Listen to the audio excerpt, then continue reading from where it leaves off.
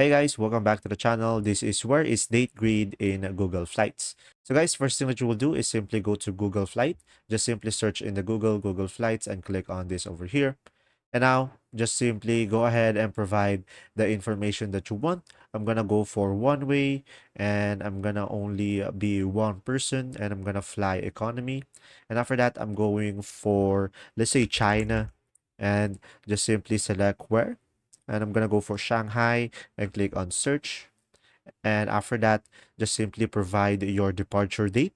So let's say I'm gonna go for 30 and click on done and click on search. And now guys, from here on the search tab, you should be able to see here date grid. So just simply click on date grid over here, guys. And from there, you should be able to see the date grid on what is the best day to flight. And you should be able to see which one is the cheaper. And that's simply about it. You can also click on this to move the date. And there you go. See ya.